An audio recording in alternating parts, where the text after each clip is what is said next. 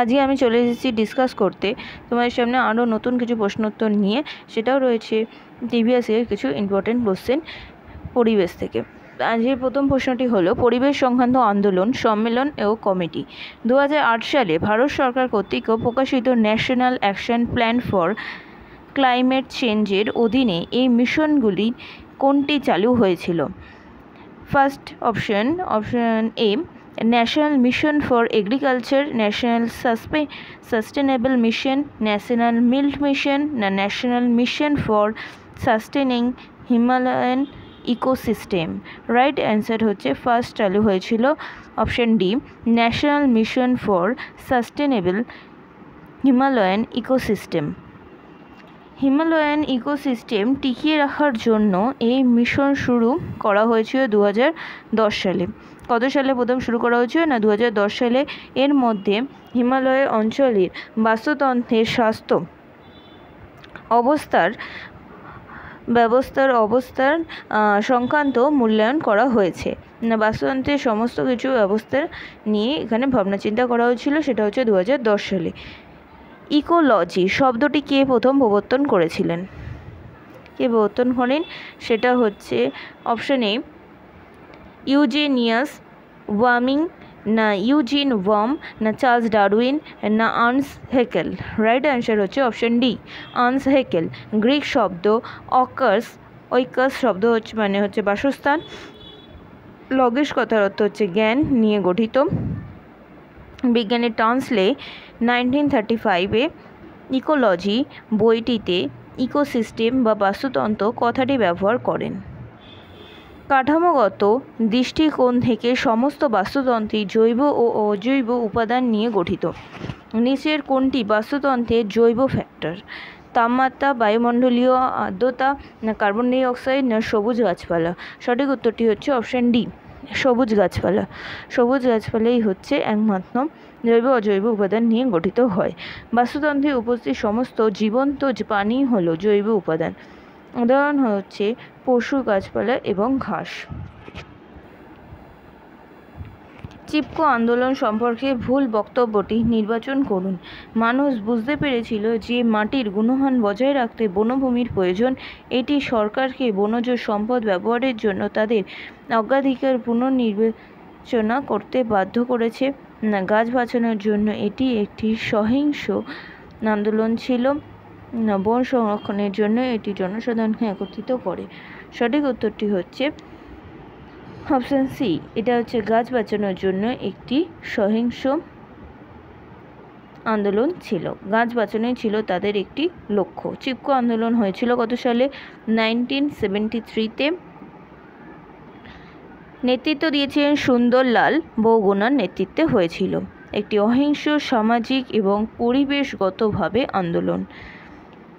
Next question, Namami Gange প্রোগ্রামের অন্তর্গত লক্ষ্য কী ছিল? পানীয় উদ্দেশ্যে গঙ্গা নদীর জল সরবরাহ বৃদ্ধি করা না গঙ্গা নদীর পুনরুজ্জীবীকরণ করা না পর্যটন বাড়ানোর জন্য গঙ্গা নদীতে রিভার ক্রুজ সৃষ্টি করা আর গঙ্গা নদীর জল দিয়ে ধর্মীয় আচার অনুষ্ঠান করা। রাইট অ্যান্সার হচ্ছে গঙ্গা নদীর আবার পুনর্জীবীকরণ করা। গঙ্গা নদীকে জলকে পরিষ্কার করে নতুন করে আবার ওটাকে প্রোগ্রামিং করা। নমামি গঙ্গে কর্মসূচির জল শক্তি মন্ত্রকের অধীনে কেন্দ্রীয় সরকার কর্তৃক জুন 2014 সালে একটি ফ্ল্যাগশিপ প্রোগ্রাম অনুমোদন করা হয়েছে। লক্ষ্য ছিল গঙ্গা নদীর সুরক্ষা, পরিচ্ছন্নতা এবং পুনরায় তার নিষ্কাশন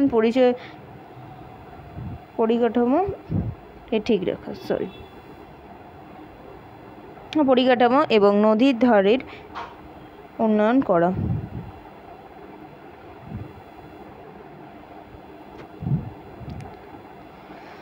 নেক্সট কোশ্চেন, নিচের কোন গ্রামে চিপকো বা এই গাছকে আলিঙ্গন করে ধরে রাখার যে মুভমেন্ট, সেই আন্দোলনটি কোথায় শুরু হয়েছিল? কাঙ্গারার অ্যান্ডেটাতে না নিম্ন সুবর্ণশিরির জিরোতে না গারওয়ারি রেনিতে না কুলুর মালানা। সঠিক উত্তরটি হচ্ছে অপশান সি, এটা হচ্ছে গাড় 1-এর রেনিতে, যেটা হচ্ছে 1973 সুন্দরলাল বরগুনার নেতৃত্বে এই চিপকো আন্দোলন হয়েছিল। নর্মদা বাঁচাও আন্দোলন কোন জলাধারের জন্য সাথে সম্পর্কিত ছিল? ভাংনা নাঙ্গাল বাঁধ, না নাগার্জুন সাগর বাঁধ, না হীরাকুদ বাঁধ, না সর্দার বা সরোবর বাঁধ? কোনটার ওপর হয়েছিল, কোন জলাধারের সম্পর্কে এটি যুক্ত? সর্দার সরোবর বাঁধ। নর্মদা বাঁধ প্রকল্পের মূল লক্ষ্য ছিল কৃষকের সেচের জন্য জল সরবরাহ করা এবং 3টি রাজ্যের মানুষকে বিদ্যুৎ সরবরাহ করা, কিন্তু স্থানীয় জনগণ বা পরিবেশবিদরা এর বিরোধিতা করেছিলেন এবং বৃহৎ আকারের স্থানচ্যুতি, বিরল প্রজাতির বিলুপ্তির ইত্যাদির কারণে মেধা পাটেকর এবং বাবা আমতে এই প্রতিবাদ শুরু করেছিলেন। দুজন নেতার নেতৃত্বে এখানে প্রতিবাদ শুরু হয়েছিল, একজন হচ্ছে মেধা পাটেকর এবং বাবা আহমেদ। এতে সেটা হচ্ছে নর্মদা নদীর ওপর যখন সর্দার সরোবর বাঁধ নির্মাণ করা হয়েছে, তাতে বলা হচ্ছে যে যারা পরিযায়ী পাখিরা আসে তারা আর ভয়ে আসবে না, পর্যটকরা যে নদী দেখতে আসে নর্মদা নদীকে তা দেখতে আসবে না। নানান রকমের স্থানীয় লোকেরা নিয়ে পরিবেশবিদরা এই নিয়ে প্রচুর ঝামেলা ঝঞ্ঝাট করেছিল। নেক্সট কোশ্চেন, 1992 সালে ব্রাজিলে অনুষ্ঠিত জাতিসংঘের প্রকৃতি ও উন্নয়ন বিষয়ক সম্মেলন বিশ্বব্যাপী কী নামে পরিচিত?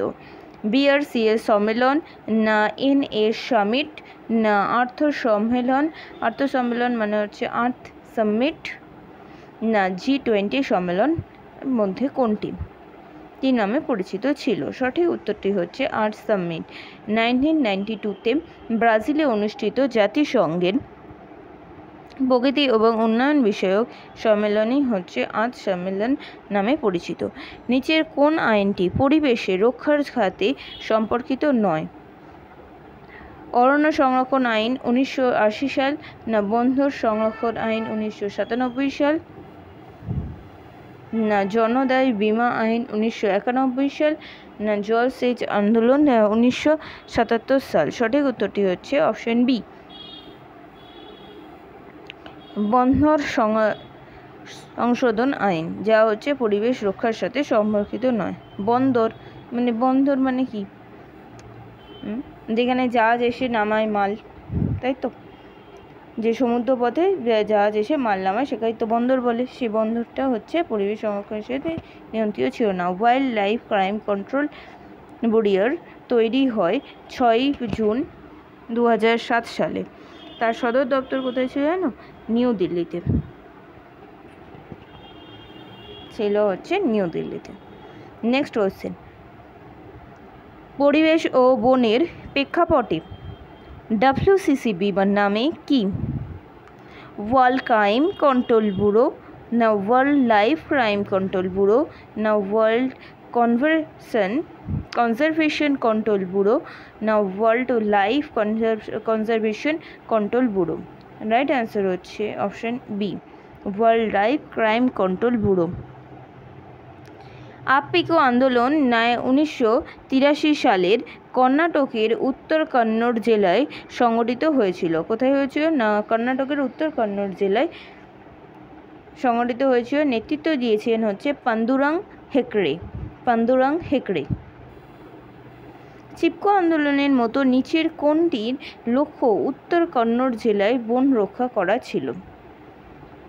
কাপোলি এইসবই হলো। ক্যাপিলো আন্দোলন, এটা নিয়ে ডিসকাসে আছে। ক্যাপিলো আন্দোলন, নর্মদা বাঁচাও আন্দোলন ছিল, না আল কায়দা প্রকল্প, না দিল্লি চলো আন্দোলন? একটু আগেই বললাম ক্যাপিলো আন্দোলন, যেটা কর্ণাটকে হয়েছিল কন্নড় জেলায়।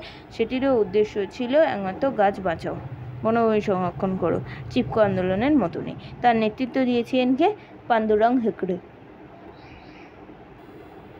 অর্থ সামিট আর কি নামে পরিচিত ছিল? কিয়োটো প্রকল্প, এজেন্ডা 21, রিও সামিট, না ব্রুনল্যান্ড রিপোর্ট? কি নামে পরিচিত ছিল? রিও সামিট নামে পরিচিত ছিল। রিও সামিট ও 1952 সালে 3রা জুন থেকে 14 জুন রিও ডি জেনেরিওতে সম্মেলন অনুষ্ঠিত হয়।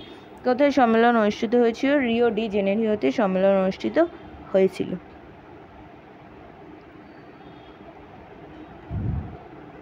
1952 সালে 3রা জুন থেকে 14ই জুনের মধ্যে রিও ডি জেনেরিওতে এই সম্মেলন অনুষ্ঠিত হয়। নেক্সট কোশ্চেন, আর্জেন্টা 21 কোন সম্মেলনে প্রথম প্রস্তাবিত হয়েছিল? রিও সামিট 1992-তে, না UNCHS স্টকহোম 1972, না UNSSD জোহান্সবার্গ 2002, না Nairobi earth summit 1982। Right answer হচ্ছে অপশন এ, রিও সামিট 1992-তে। এনভায়রনমেন্ট অ্যান্ড ডেভেলপমেন্ট সম্পর্কিত রিও ঘোষণায় ইউনাইটেড নেশন কর্তৃক কত সালে অনুমোদিত হয়? 1992 সাল, 2012 সাল, 2018 সাল, 2002 সাল। এটি হচ্ছে সঠিক উত্তর। রাইট অ্যান্সার হচ্ছে অপশন এ, 1992 সালে। শেষ আর্থ সামিট কোথায় অনুষ্ঠিত হয়েছিল? এই একটু আগেই বললাম, রিও ডি জেনেরিওতে অনুষ্ঠিত হয়েছিল। ঠিক আছে, আজ এই পর্যন্তই রইল, পরের দিন আবার বাকিটা নিয়ে ডিসকাস করব।